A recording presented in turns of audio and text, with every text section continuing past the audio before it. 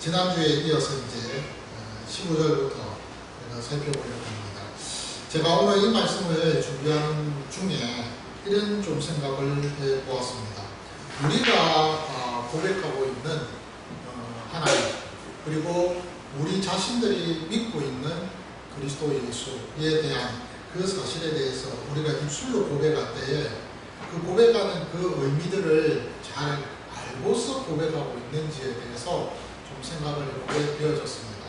사실 여러 우리가 신앙생활을 하면서 모태신앙으로 이렇게 신앙생활을 하시는 분들도 계시고요.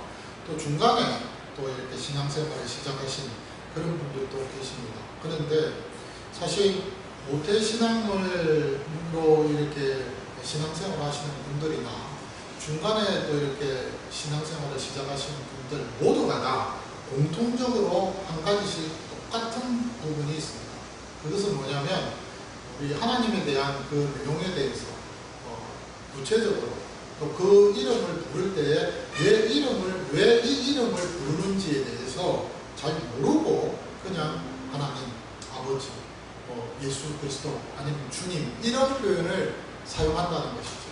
그런데 오늘 이 본문에 나오는 바울이 이야기했던 이 15절부터 23절까지의 이 내용을 통해서 그 이유들이 뭔지에 대해서 좀 알겠더라고요. 그래서 우리가 가장 기본적인 내용입니다. 근데 가장 기본적인 내용임에도 불구하고 그 기본적인 내용들을 우리 자신들이 어떤 때는 좀 가볍게 생각하고 넘어가는 그런 경우들이 참 많지 않은가 하는 그런 생각을 해보게 되어졌습니다. 그래서 사실 오늘 지난주일에 우리가 1절부터 14절까지는요 우리 신앙생활에 있어서 아주 기본적으로 알고 있는 구원을 받았던 그 과정들에 대해서 설명을 합니다. 우리가 어떻게 구원을 받았느냐, 그 구원받은 그 구원의 그 절차들에 대해서 바울이 설명을 할 때 그 내용에 있어서 창세전에부터 시작해서 하나님의 그 기쁘신 뜻 안에서 그분의 예정 속에서 계획 속에서 구원의 모든 그 절차들이 이루어졌다는 것, 진행되어져 갔다는 사실에 대해서 설명을 합니다. 그리고는 급기야는 부사로서 하나님의 아들로서 우리가 선택함을 받게 되어졌고 그 기업의 부사, 기업으로서의 그 부사로서의 우리가 인정을 받게 되는 그런 일들에 대해서까지 우리가 상세하게 그러면서도 아주 거창하게 어떤 언어를 사용하면서 이야기를 바울이 하고 있는 그 내용들을 우리가 좀 살펴보았죠. 사실 에베소 교회 성도들의 구성원들은요 유대인들만 있는 것이 아니고 이방인들도 있었습니다. 물론 이 에베소 교회는요 우리가 잘 아는 대로 유럽의 첫 관문 교회입니다. 그러다 보니까 사실 에베소라는 이 지역 자체에 이방인들만 있습니다. 그러다 보니까 주로 이방인들이 위주로서 구성이 되어져 있는 교회고요. 유대인들은 얼마 숫자가 되지 않는 그런 교회였다고 합니다. 그런데 이 교회를 향해서 바울이 지금 아주 멋진 그런 언어를 사용하면서 구원의 그 은혜가 유대인들뿐만 아니라 이방인들에게도 동일하게 내려졌다는 사실에 대해서 언급을 하면서 그러면서 이방인들 너희들 자신들도 하나님의 영광을 드러내는 그 삶을 살아가는 데에 힘을 써야 될 것이라고 그렇게 강조를 하고 있다는 사실입니다. 그것이 이제 지난주에 우리가 몇 주간에 한 10주 정도를 우리가 살펴봤습니다.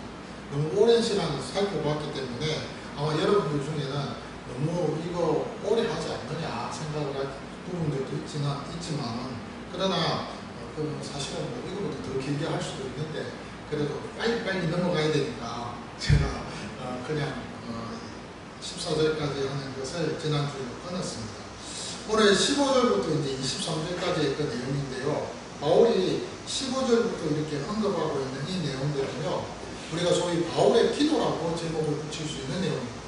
그러면서도 사실 우리가 구원의 은혜를 받았을 때에 우리가 하나님 앞에서 삶의 현장에서 실제적으로 어떻게 살아가야 될지에 대해서 접근하고 있는 내용이 바로 오늘 15절부터 23절까지의 내용입니다.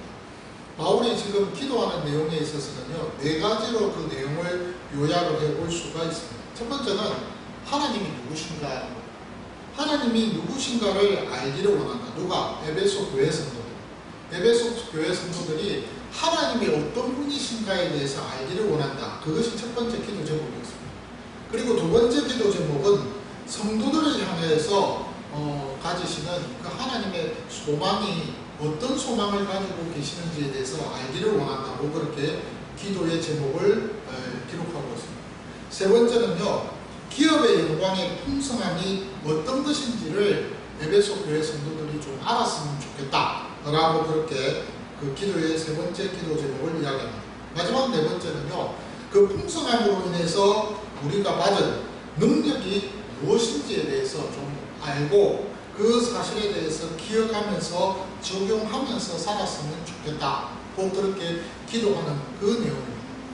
이렇게 바울이 에베소 교회 성도들을 위해서 네 가지를 이제 기도의 제목으로 정해놓고 기도를 하는데요. 사실 이렇게 바울이 이런 기도를 할 수 있었던 것은 에베소 교회의 그 성도들에게 있어서 기본적으로 어떤 영적 수준이 있었기 때문에 가능했다는 겁니다. 그 영적 수준이 없었다면 바울은 이런 기도를 할 수가 없는 거예요. 그런데 이 기도의 네 가지를 할 수 있었던 것은 오늘 15절의 전체의 그 내용에 보면 에베소 교회 성도들의 영적 수준이 두 가지로서 정리가 되어지는데요. 그 두 가지의 영적 수준을 충족시키고 있었다는 거예요. 그렇기 때문에 이런 아주 멋진, 그러면서도 아주 어마어마한 기도의 제목을 가지고서 바울이 에베소 교회 성도들을 위해서 기도할 수 있었다는 그런 말입니다. 오늘 15절에 보면은 어떤 두 가지냐면 이로 말미암아라고 그렇게 표현을 하고 있습니다. 여기 이로 말미암아라는 이 표현 자체는 뭐냐면은 그 앞의 내용입니다. 1절부터 14절까지의 그 모든 내용들을 에베소 교회 성도들, 다시 말해서 유대인들과 이방인들에게 설명을 바울이 합니다. 그 바울이 설명을 했던 그 내용들은 앞서 말씀드린 대로 너희들이 구원을 어떻게 받았는지에 대한 그 과정들을 설명을 했잖아요. 그 과정들을 다 설명을 하고 나서, 그리고 나서는 15절에 이로 말미암아 너희들이 이렇게 이제 구원을 받아서 하나님의 아들이 되었고 또 기업, 너희들이 이런 구원의 기업이 된 이 사실에 대해서 너희들이 알게 되었는 이 모든 것들을 이제 알게 되었으니 이로 말미암아 라고 그렇게 이야기합니다. 그러면서 15절에서 주 예수 안에서 너희 믿음과 모든 성도를 향한 사랑을 나도 듣고 라고 그렇게 바울은 이제 그렇게 언급을 하고 있습니다.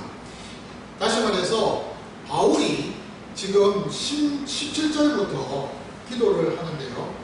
그 기도의 내용에 있어서 이 네 가지의 기도의 이 제목을 가지고 에베소 교회 성도들을 위해서 기도를 할 수 있었던 그 어떤 근거, 어떤 뭐랄까 동기, 이런 부분들이 어떻게 있었느냐면 15절의 이유 때문에 두 가지 이유입니다.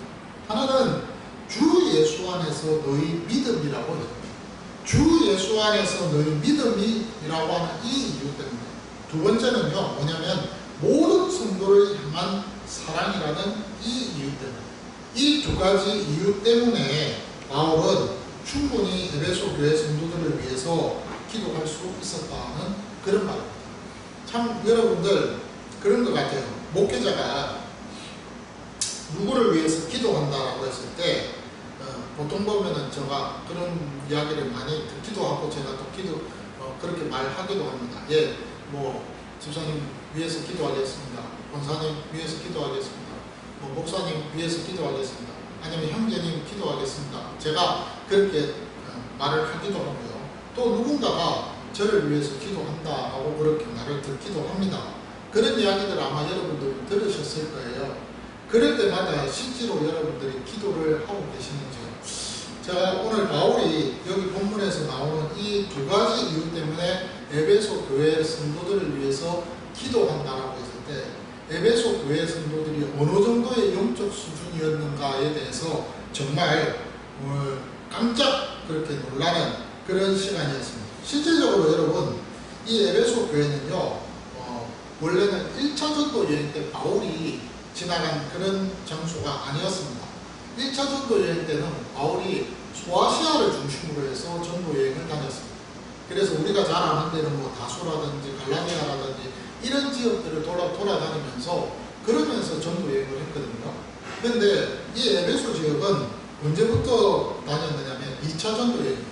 소아시아에서 마케도니아의 어떤 두 사람이 꿈속에서 바울을 향해서 손짓하면서 건너오라고 하는 그 이상을 보고 난 이후에 간 곳이 바로 에베소라는 지역입니다. 그렇기 때문에 사실 2차 전도 여행 때 이곳에 머문 것은 아주 짧은 시간이었습니다. 그런데 3차 전도 여행 때는요, 에베소 교회에서 머문 시간이 3년이라는 시간을 거쳤다고 했습니다. 3년의 그 시간을 거치면서 에베소 교회에서 함께 성도들과 있으면서 그들의 어떤 삶의 모든 것들을 보면서 시간을 바울은 보냈습니다. 그런 중에 이제 에베소를 떠나서 이제 다른 곳에, 여기 에베소서는 사실 옥중서신이거든요. 그러니까 로마의 그 감옥에 갇혀 있는 그 상황 속에서 바울이 지금 에베소 교회 성도들 그들을 향해서 마음을 생각하면서 애틋한 마음 속에서 편지를 기록하고 있는 내용이 바로 오늘 이 에베소서 1장부터 나오는 이 모든 전체의 내용이라는 거예요. 그러니까 어떤 면에서는 고린도 교회처럼 에베소 교회도 바울이 굉장히 마음을 쓰고 그리고 사랑했던 그런 교회 중에 한 교회였다는 사실입니다. 그러다 보니까 에베소 교회 성도들의 어떤 그런 삶에 있어서 그 신앙의 그 삶을 항상 주변에 있는 사람들 그리고 또 많은 주변에 있는 그 어떤 사람들의 입을 통해서 들려지는 그 내용들을 들었다. 귀동냥을 한 거예요. 한마디로 이야기하면. 옛날에는 뭐 지금처럼 방송이 있는 것도 아니고 그렇다고 해가지고 이렇게 우리가 잘 아는 인터넷도 발달되어 있는 것도 아니잖아요. 그러니까 주로 이제 사람들의 입을 통해서, 인편을 통해서 아니면 편지를 통해서 그 장소에서 일어나고 있는 그 모든 상황들을 알게 되는 그런 상황 아니겠습니까? 그러니까 옥중에 있으면서, 감옥에 있으면서 바울은 사람들을 통해서 자신에게 찾아와서 방문하는 그 사람들을 통해서 에베소 교회 성도들의 그 신앙의 모습들을 듣게 된다는 것이죠. 그래서 오늘 15절에 보니까 주 예수 안에서 너희 믿음과 모든 성도를 향한 사랑을 나도 듣고 라고 했습니다. 들었다는 거예요. 그래서 그 말을 듣고 나서는 바울이 너무 감사해서 그래서 기도를 에베소 교회를 위해서 하게 되어졌다는 것입니다. 그래서 16절에 보면 내가 기도할 때에 기억하며 너희로 말미암아 감사하기를 그치지 아니하고 항상 바울이 기도할 때 감사하면서 기도했습니다. 에베소 교회가 이렇게 영적으로 성장되어졌음에 대해서 감사했다는 사실입니다. 자, 그러면 에베소 교회 성도들에게 있어서 이 두 가지, 이 충족된 이 상황, 이것이 무엇입니까? 주 예수 안에서 너희 믿음이라고 했습니다. 그냥 믿음이 아닙니다. 에베소 교회 성도들이 가지고 있는 그 믿음은요, 주 예수 안에서 믿음입니다. 주 예수 안에서. 이 말을 다른 말로 좀 이렇게 풀어서 설명하면 주 예수를 믿는 너희 중에 있는 믿음이라고 그렇게 풀어서 그렇게 말을 해도 가능하다고 생각합니다. 주 예수를 믿는 너희 중에 있는 그 믿음을 에베소 교회 성도들은 가지고 있었다. 다른 말로 이야기하면 한 사람 한 사람 모두가 다 인격으로 주 예수를 믿었다는 거예요. 인격으로 주 예수를 만나서 만난 그 주 예수를 믿었다는 사실입니다. 자, 여러분, 우리가 이 부분을 좀 잘 알아야 됩니다. 실질적으로 우리 바울이 활동했던 그 시대 때는요, AD 50년 이후입니다. 그러면 예수님께서 살아생전에 활동하셨던 그 시대하고는 완전히 동떨어져 있는 시대입니다. 그렇죠? 완전히 동떨어져 있습니다. 우리가 보통 BC, AD를 나눌 때에 예수님의 그 기점으로 해서 나눕니다. 예수님 태어나기 전을 BC라고 하잖아요. 예. 그 다음에 예수님 태어나고 난 이유를 AD라고 그렇게 이야기하잖아요. 그 before Christ, 아니면은 아노 도미노, 이런 식으로 해서 그렇게 해서 이야기를 합니다. 그런데 그 예수님 기점으로 해서 태어난 그 AD라는 그 시점에 예수님 활동하셨는데 AD 50년이 훨씬 넘었다고 하면 바울의 활동하는 시기입니다. 그러면 결국에는 100년, 100년, 500년이라는 시간이, 500년이라는 50년이니까 어쨌든 그 시간이 지난 가운데에서 예수님이 죽고 난 이후에 지금 활동하는 바울의 시대입니다. 그때 에베소 교회 성도들은요, 말로만 예수님이 누군지를 듣는 것이지 실제로 눈으로 본 적이 한 번도 없는 사람들. 그런데 지금 바울이 지금 에베소 교회 성도들을 향해서 하는 말입니다. 너희들이 주 예수를 믿는 그 믿음이 굉장하다고 인정을 하고 있다는 거예요. 주 예수를. 근데 오늘 여기 바울이 그런 말을 하면서 주 예수라고 표현을 하고 있습니다. 다른 좀 곳에서 신서에서 여러분들 발견할 때 보면 뭐 예수 그리스도, 바울이 주로 쓰는 단어가 예수 그리스도, 그렇죠? 아니면 그리스도 예수, 아니면 주 예수 그리스도, 아니면은 뭐 어떻게 이야기합니까? 주 그리스도 예수, 이런 식으로 표현을 하는 그런 서신의 그 표현들이 참 많습니다. 그런데 오늘 본문에 보면 에베소서 1장의 25절에 주 예수 안에서 의미 있는 단어, 바울이 예수 그리스도에 대해서 표현을 할 때, 그 호칭을 사용을 할 때요, 그 상황에 맞게끔 그 호칭을 사용하고 있다는 거예요. 어떤 의도가 있고 어떤 의미가 있기 때문에 그 호칭을 사용하는 거예요. 그래서 에베소 교회 성도들은요, 주 예수를 믿었다는 거예요. 주 예수를 믿었다는 거예요. 이 주라는 이 말은 우리가 잘 아는 대로 헬라어로 이야기하면 퀴리오스입니다. 네, 이것은 뭐 주인 정도가 아닙니다. 주인 정도의 의미를 포함시키는 내용이 아니고 이 주라는 것은 전부라는 뜻입니다.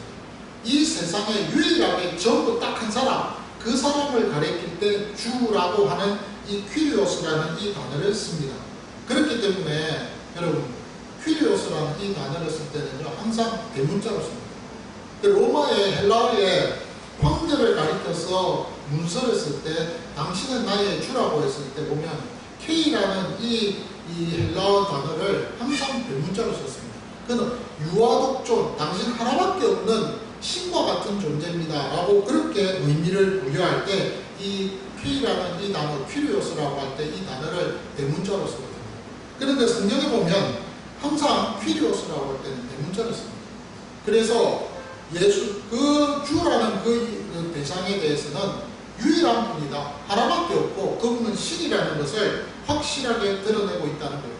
그래서 헬라어의 퀴리오스, 또 히브리어에서는 아도나이라는 단어입니다. 이 아도나이라는 단어도 역시 히브리어로 주라는 의미지요. 이 말에 모음자를 따서 거기에 자음을 붙여서 사용하는 그 정식 하나님의 이름이 야훼입니다. 원래 그 야훼라는 단어 자체도, 발음 자체도 아도나이라는 그 모음자를 붙여와서 그 자음에 붙여서 뭐 야훼가 된 것이지, 이 야훼라는 이 단어 자체도 그렇게 유대인들은 신성시에서 말을 하지 않는다고 하죠.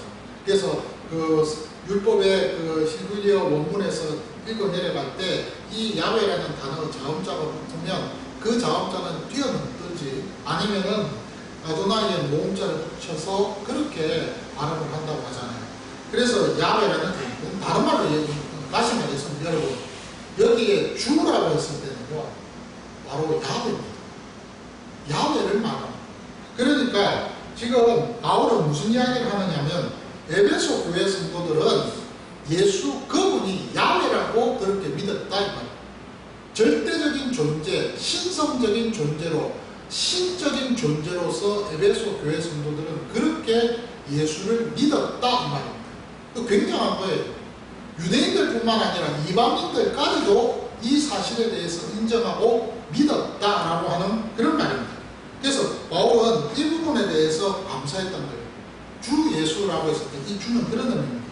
그리고 예수라고 했을 때 이 예수는 다른 말로 이야기하면 우리가 잘 아는 대로 구원이라는 뜻이잖아요. 마태복음 1장 21절에 보니까 아들을 낳으리니 이름을 예수라 하라. 이는 곧 그가 자기 백성을 저희 죄에서 구원할 자라고 했습니다. 여기에 이 예수라는 이름 자체는요, 하나님께서 직접 이름을 지어서 주었습니다. 그 예수라는 이름 자체는 구약의 조슈아입니다. 여호수아라는 뜻입니다. 구원이라는 뜻이에요. 구원. 그런데 그 이름을 지금 그 예수라는 이름을 지금 직접 하나님께서 주시면서 그러면서 예수를 하라고 했을 때 이 예수, 구원인데 이것은 사람 예수입니다. 인간 예수. 다른 말로 이야기하면 완전한 사람이시라는 거예요. 그 완전한 인성을 갖고 계신다는 거예요. 그러니까 에베소 교회 성도들은요, 단순히 보지 못했고 보지는 못했지만 듣고 알고 있는 그 예수. 사실 그렇잖아요, 여러분. 누군가를 알 때에 그 사람을 직접 보고 저 사람이구나 라고 그렇게 아는 것과 그냥 소문을 듣고 그 사람에 대해서 아는 것하고 어디가 더 정확합니까? 전자입니까? 후자입니까? 전자잖아요. 우리가 총선입니까? 국회의원 선거를 하고 무슨 선거를 할 때 그리고 대선, 대통령 선거를 할 때 요즘은 다 직접 선거니까요. 근데 그럴 때에 그냥 종이 팜플렛으로 보는 거하고 그리고 TV에서 그냥 한번 이렇게 얼굴 보는 거하고 직접 그 사람 얼굴 보고 악수 한번 해보고 하는 거하고 인상이 다릅니까? 같습니까? 다르죠. 확실히 다릅니다. 저도 개인적으로 국회의원 중에서 지금 여기 나와 계시는 민주당 출신의 분이나 국민의힘입니까? 그분 하고 이렇게 직접 만나서 얼굴 보고 악수하고 한 10분, 15분 동안 앉아서 둘이서 독대하면서 대화 나누고 그런 적이 있었어요. 그런데 그때 그하고 팜플렛을 이렇게 보는 거하고 또 다르더라고요. 예, 느낌이 달라요. 맞아요. 그래서 여러분, 요한일서에 보면 사도 요한이 그랬잖아요. 너희가 보고 듣고 그리고 너희들이 알고 있는 그 예수라고 그렇게 표현하고 있어요. 1장에. 그러니까 실질적으로 바울이 이 부분에 대해서 굉장한 거예요. 바울은 사실은 엄격하게 이야기하면 예수님의 그 형체를 본 사람은 아니에요. 그냥 다메섹에서 가는 그 길 중에 여호와의 그 영광, 예수의 그 영광을 해와 같이 빛나는 그 영광을 보고 거기에서 꼬꾸라지고 그래서 이분이 내가 살아계시는 예수 그리스도구나, 내가 핍박했던 예수였구나 라고 그렇게 확신을 갖고 평생 목숨을 걸었다는 거예요. 그런데 에베소 교회 성도들은 아니에요. 본 적도 없고 그 사실에 대해서 듣기만 들었지 사실 그분이 어떤 분이신가에 대해서 잘 몰라요. 그런데 바울을 통해서 가르침을 받고 그 사실에 대해서 듣고 인정을 했는데 어떻게 인정했다고요? 주라고 인정해요. 누구를? 예수를. 완전한 이 예수라는 분은 사람은 사람이다. 우리와 똑같은 성정을 가지신 분은 맞다. 그러나 이분은 하나님이시다. 신성과 인성을 동시에 가지신 분이시고 이분은 성자 하나님이시라는 그 사실에 대해서 에베소 교회 성도들은 인정하고 믿었다라는 사실. 그래서 바울이 에베소 교회 성도들을 향해서 편지를 적으면서 감사하면서 기뻐했던 것은 너희들이 주 예수를 향한 그 주 예수 안에서 너희 믿음이라고 그렇게 아주 확신 있게 말을 하고 있다는 거예요. 그래서 그 주 예수를 에베소 교회 성도들은 믿었다는 것이죠. 그래서 오늘 여러분 주 예수라는 것은요 그런 의미입니다. 그래서 실제적으로 이 주 예수는요 분리될 수가 없어요. 이 두 호칭은 하나입니다. 주가 예수고 예수가 주라는 거예요. 이것이 하나로서 인정이 되어지고 연결이 되어져 있다는 그런 말입니다. 그래서 골로새서 2장에 보면 바울이 그랬어요. 6절 7절에 보면 그러므로 너희가 그리스도 예수를 주로 받았으니 주로 너희들이 그것을 인정했으니 그 안에서 행하라는 거예요. 그 안에 뿌리를 박아라는 거예요. 그리고 세움을 받아라는 거예요. 교훈을 받은 대로 믿음에 굳게 서서 감사함을 넘치게 하라고 그렇게 바울이 골로새 교회 성도들을 향해서 권면하고 있는 것을 보게 됩니다. 근데요, 요거 한 가지만 충족된 것이 아니었다는 거예요. 바울이 볼 때에 두 번째 보니까 모든 성도를 향한 사랑을 에베소 교회 성도들은 가지고 있어요. 그냥 사랑이 아니라는 거예요. 그냥 사랑이 아니에요. 이 사랑 자체는요, 실질적으로 모든 성도를 향한 사랑이었다는 거예요. 누구 한 사람에게 딱 정해져서 국한되어져 있는 그런 사랑이 아니라는 거예요. 그 사랑이 모든 사람이 대상이 정해진 것이 아니고 모두라는 거예요. 그 모두라는 것은요, 신분의 상하라든지 남녀의 어떤 노소라든지 빈부의 귀천이라든지 이런 거 따지지 않고요.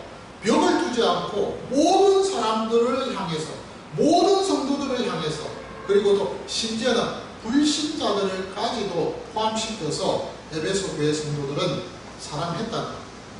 그 사랑도 어떻게 했다고요? 오늘 요한 1서에 보니까 기가 막힌 말로 이야기합니다. 1장 22절에 보니까 너희는 뜨겁게 피차 서로 사랑하라고 했어요. 그러니까 사랑하되 뜨겁게 사랑하라고 그렇게 사도 요한이 권면했듯이 이렇게 바울은요, 이 에베소 교회 성도들이 이런 사랑을 하고 있었다는 겁니다. 사실 여러분, 우리가요, 원래는 사실 뭐 죄인들이잖아요. 우리 속에 다 죄성이 있기 때문에 사랑하라고 하고 그렇게 이야기를 하는 것 자체는요, 사랑하지 않으니까 사랑하라는 거예요. 자, 여러분, 법을 정할 때 잘 지키는 그 어떤 것은 법으로 정합니까? 안 정하죠. 잘 못 지키면 뭐예요? 법으로 정합니다. 잘 지키는 걸 법으로 정할 이유가 없잖아요. 다 상식선에서 다 잘하고 있는데 잘 못하니까 법으로 정하는 겁니다.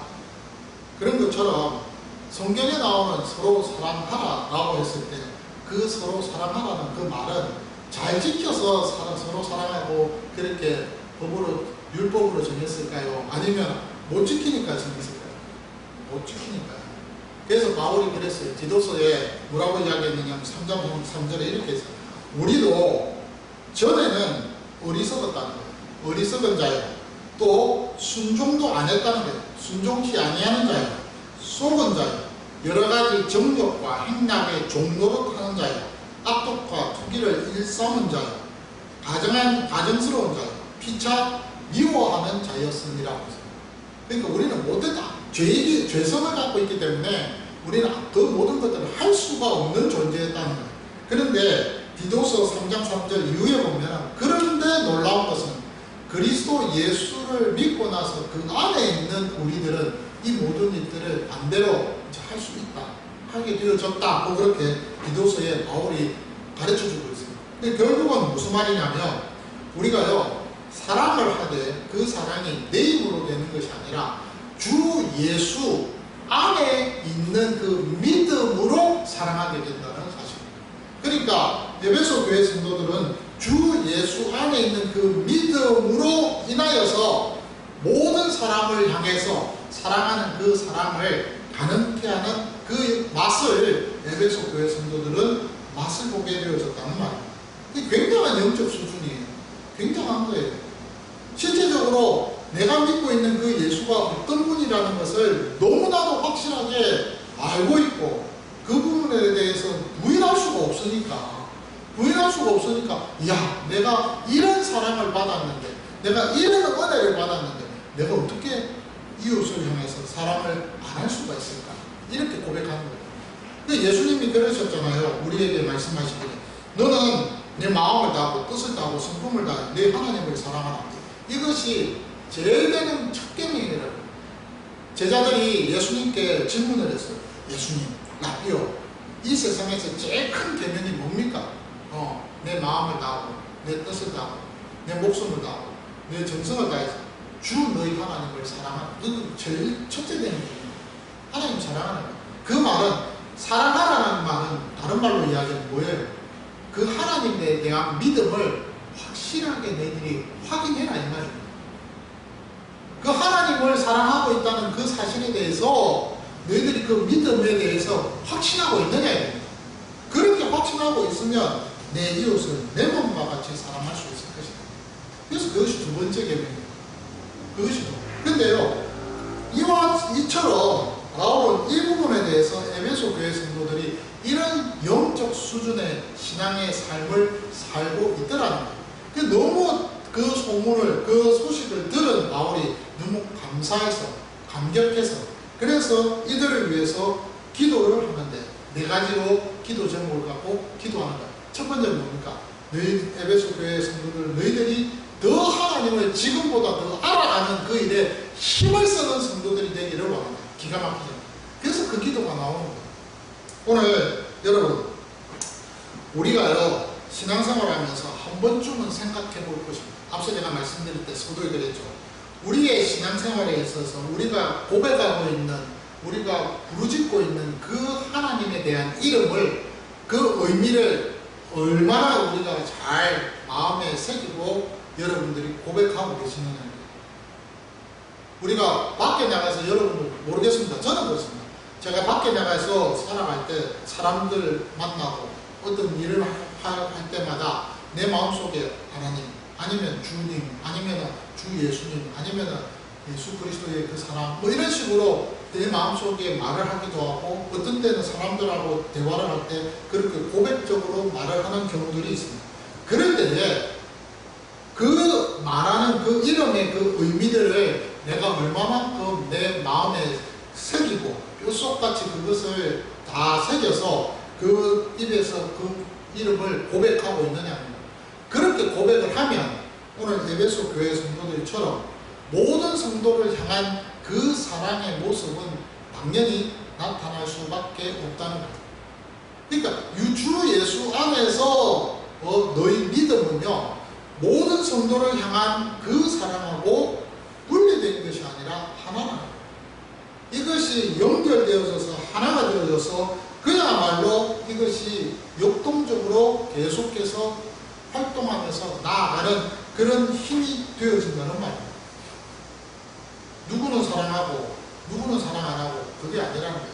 제가 말씀을 준비하는 중에 재미있는 일화를 하나 발견했습니다. 여러분, 매튜 헨리라는 분이 계십니다. 목사님이신데 유명한 주석가세요. 이 매튜 헨리라는 이 분의 아버님 이름이 필립 헨리라는 분이십니다.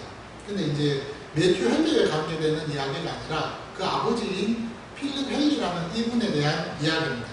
이분이 그렇게 좀 그 당시에는 뭐 그렇게 사회적으로 지위가 높은, 그리고 또 신분이 그렇게 좋은 신분은 아니었던 모양입니다. 근데 이분이 누군가를 사랑했습니다. 아주 아름다운 아가씨와 사랑을 했는데 이 아가씨는요, 사회적인 지위와 신분이 높은 분이에요. 당시에는 여러분 1800년대에는 귀족사회, 평민사회 이런 것들이 있었잖아요. 그러다 보니까 아마 이 아가씨도 귀족이었던 것 같습니다. 그런데 이 필립 헨리라는 이 청년에 대해서 이 아가씨가 마음에 들었던 거예요.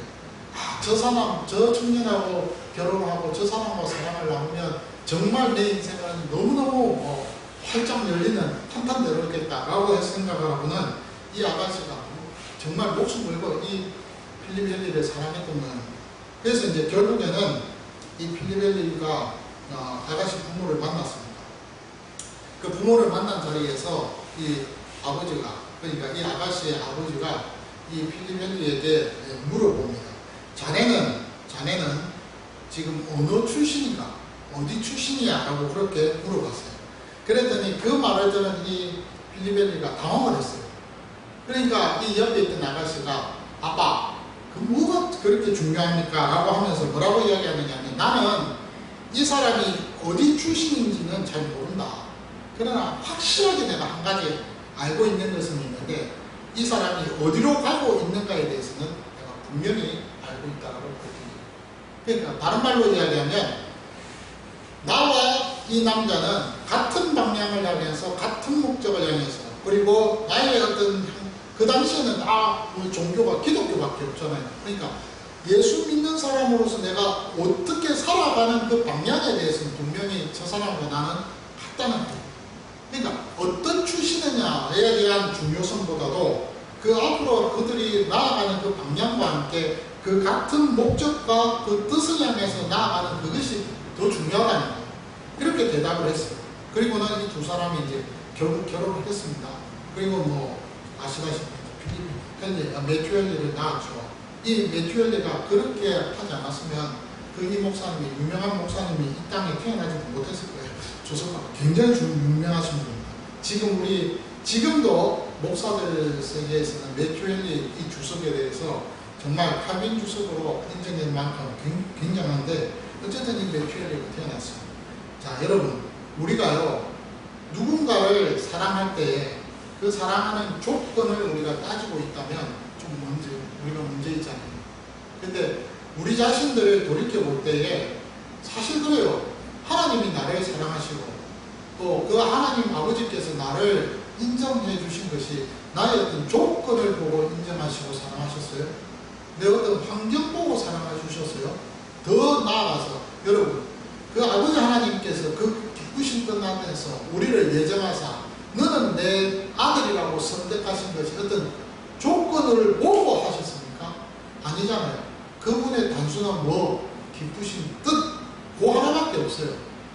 그걸로 인해서 우리는 그 사랑을 받았고 은혜를 받았고 여기 여러분들과 저가 있다는 사실입니다.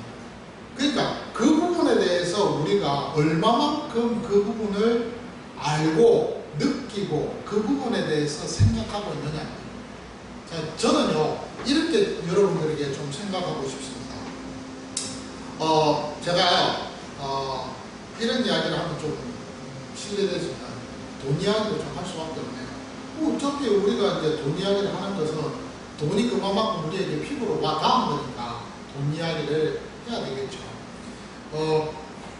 제일 처음에 이 교회를 제가 이제 인수를 받고 그래서 계약을 해가지고 그래서 이제 이 건물을 샀습니다. 그럴 때 살 때 저희 총회 남전도에 가 있습니다. 그 전국 남전도에서 저희 교회를 위해서 돈을 좀 이렇게 지원을 해주셨어요. 근데 그 조건이 뭐냐면 이 교회가 폐쇄가 되면 그 지원받은 것을 토해내야 됩니다. 근데 폐쇄를 하지 않으면 그대로 이 돈을 그냥 그대로 가는 거죠. 안 갚고 그렇게 가는 겁니다. 그런데 어느 날 갑자기 이제 소식이 들렸어요. 그 남전도에 대해서 서류가 없어진 거예요. 그래서 일단은 서류는 없는데 잠정적으로 모든 사람들이 알고 있으니까 그러니까 이제 노예에서 급해서 저한테 그러면 이 노예에서 이 돈을 떠안는 것으로 그렇게 해서 그 문서를 작성하면 좋겠다. 그렇게 해서 문서를 작성을 했습니다. 그래서 이제 그 돈은 이제 전국 남전도에 있는 돈이 아니라 노예에 이제 빌려준 돈으로 이제 됐습니다. 그러다가 어느 날 갑자기 저한테 또 연락이 왔어요. 뭐 탕감 비슷한 이야기를 하는 거예요. 4천만 원이거든요. 4천만 원이라는 그 돈을 뭐 안 갚아도 되는 식으로 그렇게 말을 하더라고요. 말이 그렇지 4천만 원이 어마어마한 돈 아닙니까? 너무 기분이 좋은 거예요. 와, 이거 안 갚아도 된다. 지금 내가 갖고 있는 이 돈만 갚아도 되는 거구나. 진짜 그날은요 너무 기뻐갖고 이게 어떻게 할 수가 없더라고요. 근데 일주일 후에 연락이 다시 오기를 그것이 아니라 그때 남전도에서 이야기했던 것처럼 똑같이 폐쇄를 안 할 경우라고 그렇게 이제 조건을 붙이는 바람에 너무 좋았다 그냥 실망하는 그런 건데 제가 여러분 탕감받았을 때 그 기쁨 굉장하더라고요. 4천만 원도 여러분 그렇게 기분 좋은 여러분들이 그냥 이 자리에 있다는 것 자체만으로도 사실은 엄청 기분 좋아야 돼요. 그리고 여러분 이런 이야기라면 또 이게 너무 개인적이니까 제가 말씀드리는 있죠. 죽다 살으면요 다 합니다. 여러분 한번 죽음의 문턱까지 갔다가 한번 살아와 보십시오. 그러면 이런 거구나. 생명이라는 것이 이렇게 좋은 거구나. 소중한 거구나. 야, 이거 하나님이 붙으신 여러분 생명은요 제가 분명하게 이야기합니다. 생명은 하나님이 붙들고 계십니다. 하나님이 좌지우지하시고 그 생명을 거두어 가시는 분도 하나님이시고 그 하나님이 그 생명을 그대로 주시는 분도 하나님이세요. 우리의 생명의 주권자는요 하나님이세요. 그분이 모든 것들을 관장하세요. 뭐 왜, 뭐 어떻게 토달 이유가 하나도 없어요. 하나님의 뜻 안에서 이 모든 뜻입니다. 제가 오늘 이렇게 이야기하는 것은 뭐냐면 여러분 에베소 교회 성도들은요 바울이 이렇게 두 가지를 언급할 만큼 어떤 특별한 은혜의 경험이 있었다는 사실입니다. 저는 그걸 이야기해드리고 싶어요. 이런 경험이 있기 때문에 이런 신앙을 갖고 있지 않았을까. 주 예수 안에 너희 믿음이라고 그렇게 이야기합니다. 주 예수 그리스도도 아니고 주 그리스도 예수도 아니고 예수 그리스도도 아니고 주도 아니에요. 그냥 주 예수입니다. 그 여호와 하나님, 성부 하나님, 삼위일체 하나님이 곧 누구다? 하나님 예수다 이 말입니다. 그 사실을 너희들이 믿고 있다 이 말입니다. 누가? 에베소 교회에서. 어떻게 그렇게 믿을 수 있느냐는 거예요.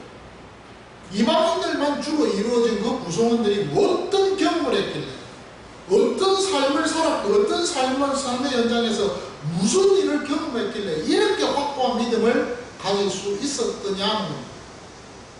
그리고 이렇게 확고한 믿음을 가지고 있으니 모든 성도를 향한 사랑이 넘치는 거죠. 그러니까 에베소의 1장부터 2장, 3장 쭉 읽어보십시오. 에베소 교회 성도들에게는요, 뭐 그렇게 심한 이야기를 안 합니다. 너희는 전신갑주를 입고 고난과 환란이 있을 때 대비하고 이런 표현만 쓰고 있어요. 오늘 우리의 신앙생활에 있어서도 그렇습니다. 여러분들에게 있어서 하나님이 여러분들에게 주신 어떤 특별한 체험, 경험이 무엇이 있습니까? 그것을 그 경험이 있다고 했을 때 그 경험은요, 그 체험은요, 여러분들의 신앙을 더 확고하게 세울 수 있도록 하는 디딤돌이 될 줄 압니다. 그리고 그 확고한 그 신앙의 디딤돌이 여러분들의 삶을 이어져 가게 하는 힘이 돼요. 원동력이 돼요. 그럴 때 사람을 만나고 또 옆에 있는 여러 사건들을 만날 때 흔들리지 않고 지속적으로 나아가는다는 사실. 오늘 이런 말씀 속에서 여러분들 자신들이 힘을 얻고 좀 위로를 받고 나아가는 그런 모두가 된 성도들이 되시길 주의 이름으로 축원합니다.